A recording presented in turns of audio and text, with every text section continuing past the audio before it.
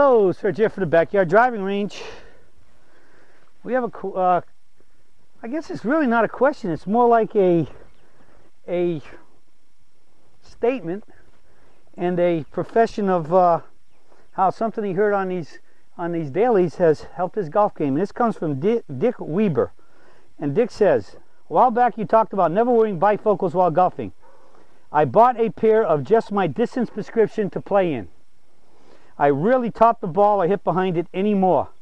With the clubs made in different lengths and address, I bend at slightly different angles, which have me looking through different focals. Sure like the new glasses. Dick Weber. Thank you, Dick. And I love to see these. And I like also when any of you have any of you Serge out there have a shall we say an epiphany or you figured something out, send it in like this, because I mean, what helped you might help somebody else. And as you know, I'm big. I say you cannot play golf with bifocals or trifocals. And as Dick said here, he had different focals, so he had at least trifocals. And according to my expert, Dr. Lawrence Lambert from down in around Boca Raton, Florida or something, he's one of the leading experts in sports optometry. I got copies of his book, and in one of his chapters he states right there you can't play with golf with bifocals, and he states the worst ones are the progressive ones where there's no lines, because you don't know where it's at. And so Dick was finding that with different clubs he had to move his head differently. Now the key is that as I'm standing here right now, my head is straight up in line with my spine. So when I bend over and I get in a good posture, my head has to stay there. All right. But if you're wearing bifocals, and your bifocals are down here to read, right? Most people with bifocals have to lift their head up to read out the bottom, so they got to put their head down to see over the top. Well, as soon as you put your head down, kind of pretty much tucking your or laying your chin on your chest, now you're going to have a problem with the chin being away of your arm starting to lift up to make a backswing.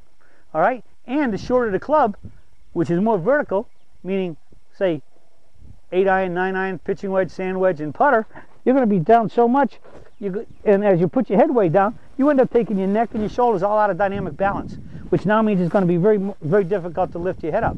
Now, again, I had an experience like this one time. I had a dentist from Milwaukee up there somewhere. He used to come down to Harbor Town every year for about 2 weeks, from Christmas to after New Year's, and I used to keep saying, Doc, you got to get rid of those bifocals.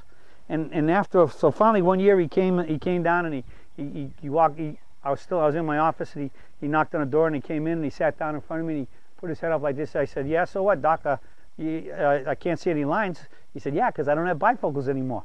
And I said, oh, great. He said, yeah, I remember how you kept telling me I got to get rid of them and how they're going to help my golf game? He said, it's helped my short game and my putting even more. You never said anything about that. And I said, well, I guess the concept was always that if it's going to help your long game, it's going to be there and help your short game even more, because the ball's closer to your feet because the clubs are shorter and more vertical. But so it helps you everywhere. Now you might say, why don't the optometrists know this? Well, because I think if they don't play golf, I think if you were saying to them that you still play tennis or you played baseball or whatever, because the ball is moving, they would probably tell you need to get a pair without your bifocals for that. But I think because they feel that the ball is not moving in golf, that we can get set up and get our eyes where we can see it, and that's going to work.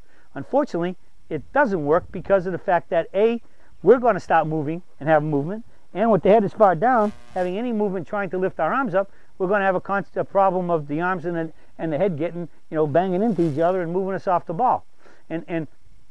And so the whole key is that you have to have your head erect from your body and your spine staying in shape. So that's why your eyes sit in the ball and socket joint, and the eyes can move around. I'm sure you go to the doctor now and then. He's going to put a light here and he's going to say, look over there, just look over there, look up, look down.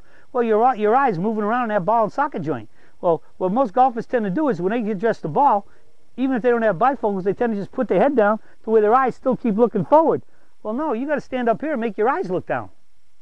Because if you just leave your eyes looking straight forward, like I'm looking at this camera now, and I'm just going to bend over enough until my eyes don't leave the angle I had looking at that camera, but now look at the ball over here, my head's going to be down too much.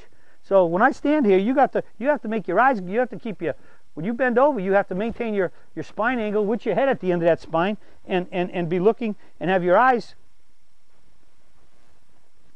rotate downward to see the ball. Okay, because that's one of the biggest causes of bad posture is people get up here and they start to get in good posture, and then they just let their head tumble down with their eyes looking straight forward, instead of keeping that angle and letting the eyes turn downward. Just like the doctor checks you out when he says look up, look down. Right? He's not letting you move your head. He wants you to look up. You've got to just move your eyes up there. You've got to do the same thing to hit a golf ball. Okay? So Dick, thank you so much for your comments about how much your game has been improved. Hopefully anybody that's still got that problem will learn from your experiences. And as I said before, if any of you come up and you have an epiphany about anything in the peak performance setup and swing, bring it to us, because what turned the light on for you might be just what it takes to turn the light on for somebody else. And I'll be happy to read these things and talk about why they work and how it's going to help everybody make better setups to make better swings so you can shoot low scores. That's it for the search for today, and I'll be talking with you all again soon.